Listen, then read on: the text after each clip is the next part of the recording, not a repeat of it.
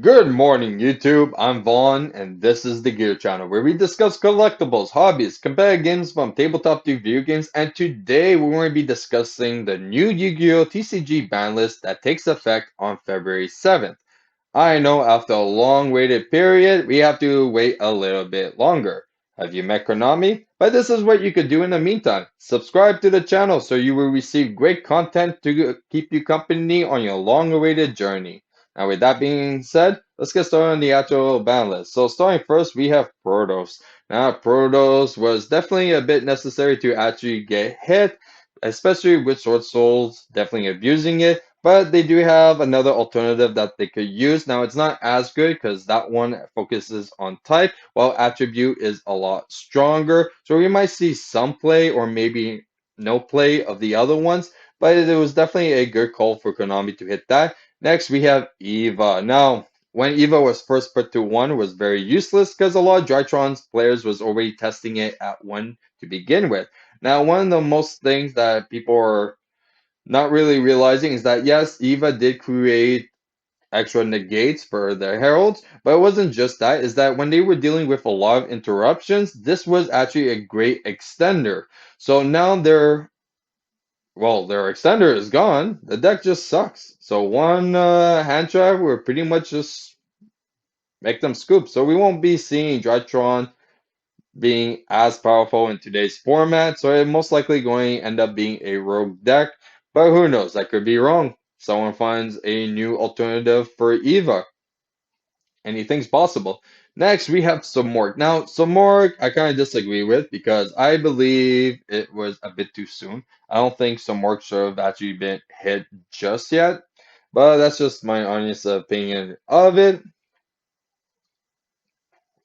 Okay, next we have Imperial Order, which is about time because now we could start playing our spell cards. But at the same time, there has been a lot of people upset about is that one good card that Imperial Order was good at taking care of was Mystic Mine, and Mystic Mine did not get banned. Now you have to understand the reason why Mystic Mine won't get banned, but also we want to come up with a solution to potentially ban Mystic Mine. So Mystic Mine, when it was first starting to get hit in the OCG, it was seeing a lot of play. Everyone had it either in the main, if not the main, it was in the side. So we need Mystic Mine to be seen as much as Imperial Order or even more. So my solution is simple. For the next OTS, Extravagance, YCS, qualifiers, every player should play at least one Mystic Mine main or side. Now, remember, just Mystic Mine, because if you play Set Rotation or Terraforming, Konami is most likely going to ban those cards instead of actual Mystic Mine, so everyone should just play one Mystic Mine. Now, I know some of you guys might say, yeah, but Mystic Mine kills my own deck. Well, you know what? That's the price we have to pay just so Mystic Mine actually gets banned. I think it's a good idea. So next, we're going to go with the limited. So the strudel, I find, is the biggest mistake. I've been testing with it, and let me tell you, there is definitely going to be a lot of issues with this card, and maybe Dragon Link's going to make a bigger comeback because of it.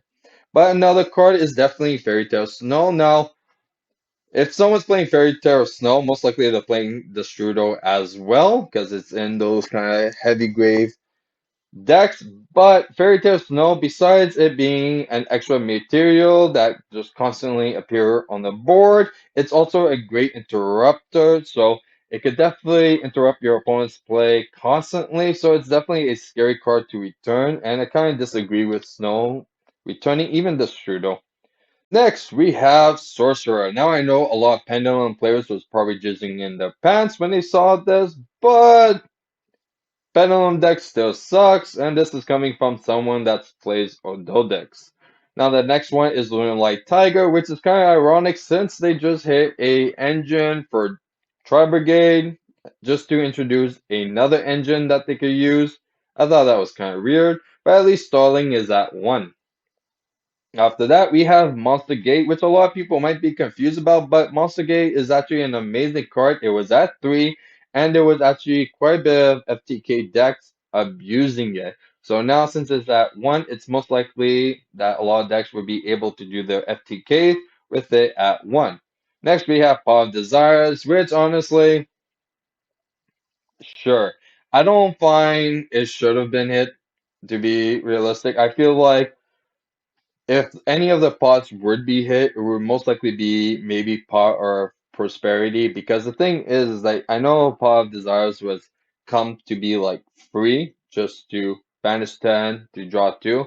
But you have to understand that the difference between prosperity and desires is that for pot of desires cost, it definitely changes the chances of you actually drawing something that you actually need. So from like Pot prosperity, sure, you know what? You have low chances of drawing or adding the card that you need, but the thing is that desires completely removes the chances. If you banish any of the cards that you're hoping to get, that makes the chances of, well, getting that card to 0.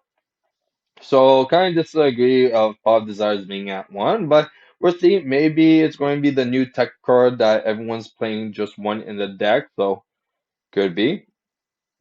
Next, we have the semi-limited. Now, semi-limited, there's definitely a few things to discuss. So one of them is a hero lives. Now, this card, I know a lot of players are going to be like, oh yeah, but who cares? It's mostly like hero decks. It's like, no, that's not necessarily true. There's actually a lot of decks that was playing a hero lives. So for it to be at 2 is actually quite strong.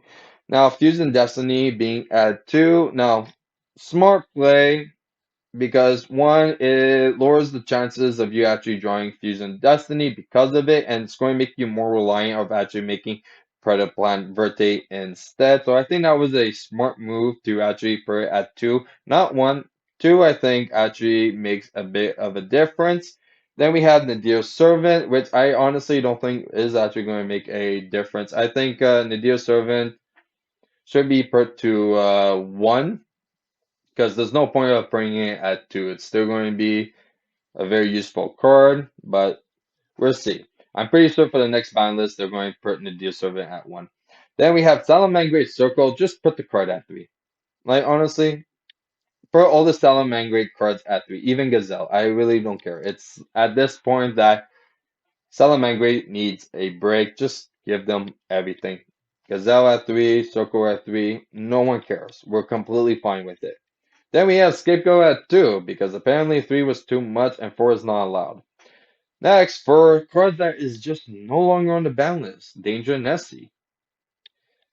Red Eyes Darkness Metal Dragon at 3, which should have been done when it was first errata, because that first errata made it pretty shit and made it to the point that you can only play one. Then we have Performer Pal, Skulko Back Joker. Who cares? Emergency Teleport, still a very scary card, and now it's at 3. Rigeki. Now, this is very interesting because with my budget deck that I was playing, Dark Hole we've seen is a very strong card, and it was actually very good against very competitive decks. So now instead of Dark Hole, you could actually potentially play 3 Rigekis, and that is a very scary thing, and especially with a format with no Imperial Order anymore, it's very likely that you'll be able to resolve Rigeki. Next, we have the final card that is going to change the format completely. Because with Skill Drain being at 3 and a lot of decks being able to actually use it, it goes to the point that most of the decks that we're going to see in today's format is going to be around Skill Drain base, so a lot of the monsters won't really have abilities on the field. But at the same time, this only means one thing, is that if a player playing Skill Drain is against another player that could potentially play Skill Drain, this card will most likely going to see side out a lot in game 2 or even game 3 because there's no point of keeping a card in your deck that doesn't have any effect on your opponent. So I feel like this is going to be the biggest game changer in today's format, and this is going to decide what kind of decks we're going to see play. And that's it for our boundless discussion. Now, if you guys enjoyed today's video, you know what to do. Like and subscribe. Especially subscribe since we're still doing the giveaway for the Forbidden Droplet. So definitely. And if you want to see a sneak peek of future products we're planning to review on the channel, You can follow me on my Instagram, VaughnGear. I'm Vaughn, and this was the Gear Channel.